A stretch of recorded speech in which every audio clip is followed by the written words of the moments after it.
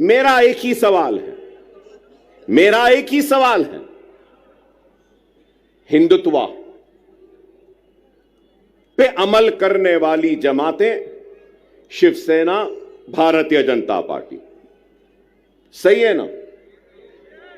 हिंदुत्व।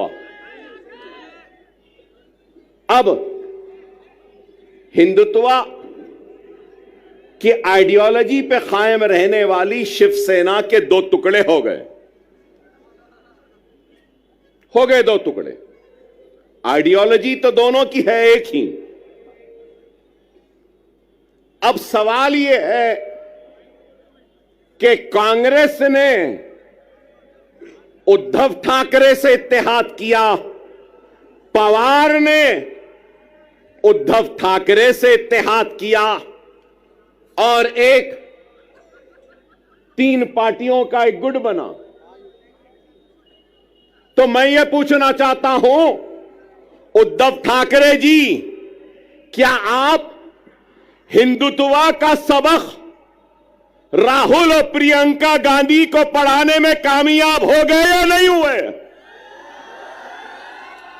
मेरा सवाल है, राहुल व प्रियंका, क्या आप कांग्रेस के सेक्युलरिज्म का सबक पढ़ाने में उद्धव ठाकरे को कामयाब हुए या नहीं हुए?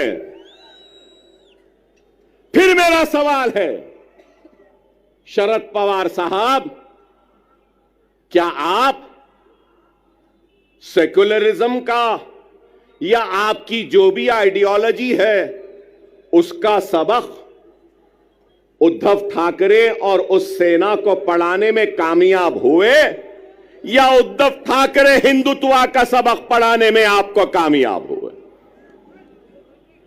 यह मेरा सवाल है। चलो ये इनका हो गया।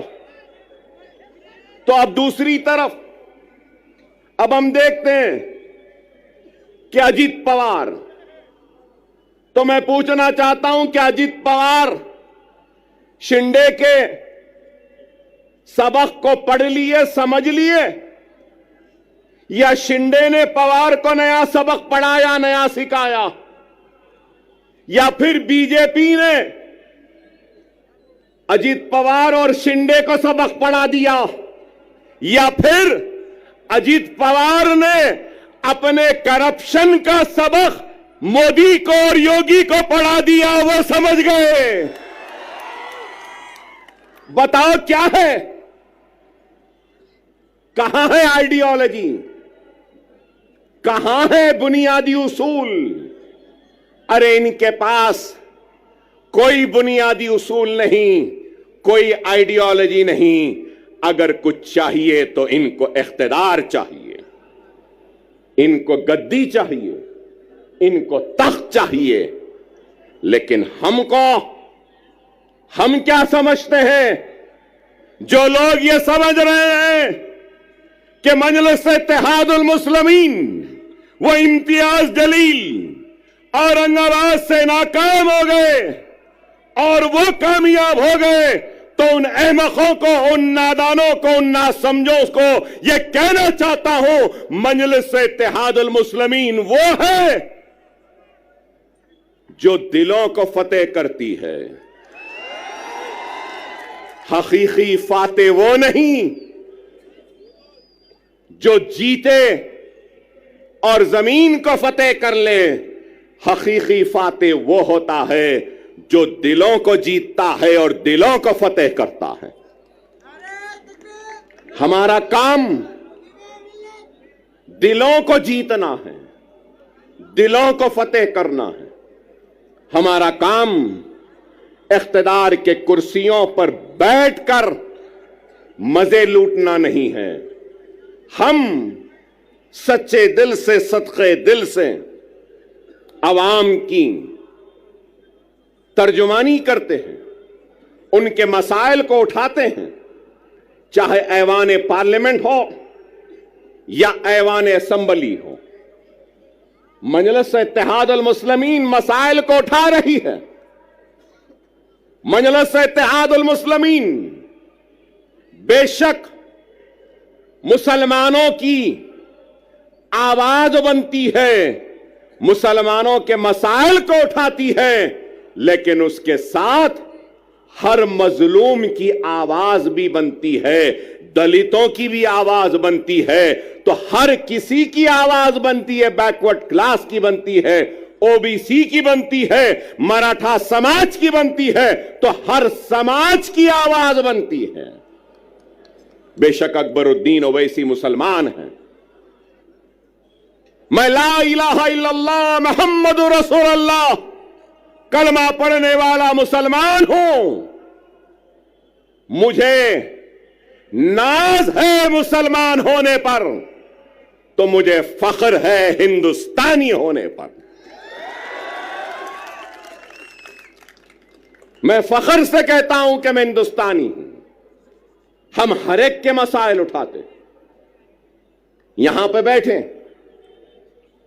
हमारे दलित समाज के लोग हैं, दूसरे समाज के लोग हैं, बैकवर्ड क्लासेस के हैं, मुसलमान भी हैं, हर कोई है। मैं यही बात कहना चाहता हूं, हां मुसलमान की आवाज बनकर हम मुसलमान के मसाइल को उठाते हैं। मैं उठाता हूं, मुझे शर्मिंदगी नहीं है इस बात का इकरार करते हुए कि मुसलमान हूं, मुसलमानों की आवाज बनता हो, मुसलमान की तकलीफ को बयान करता हो, मुसलमान की हक तलफी पे लड़ता हो, मुसलमान की हक की लड़ाई लड़ता हो और नाइंसाफी पर आवाज को बुलंद करता हो। इसलिए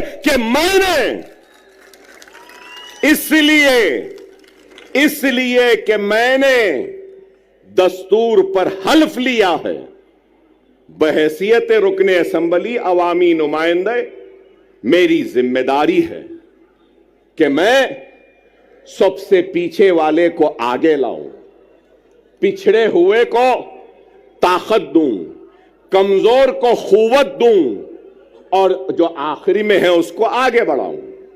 क्या लीडर की यह जिम्मेदारी नहीं? क्या कोई ये इस बात से इनकार कर सकेगा कि हिंदुस्तान की सबसे बड़ी अक़लियत मुसलमान रोजी रोटी, कपड़ा, मकान, तालीम, खुशहाली में सबसे पीछे है? और आज हमारी कोशिश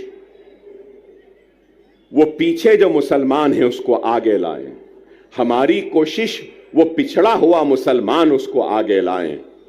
अल्लाह उसके रसूल की कसम, जब मुसलमान आगे आ जाएगा तो अगर पीछे ब्राह्मण रहेगा तो उस ब्राह्मण को भी आगे लाने का काम हम करेंगे, क्योंकि हमने दस्तूर पे हलफ लिया है पिछड़ों को, कमजोरों को आगे बढ़ाना हमारी जिम्मेदारी है।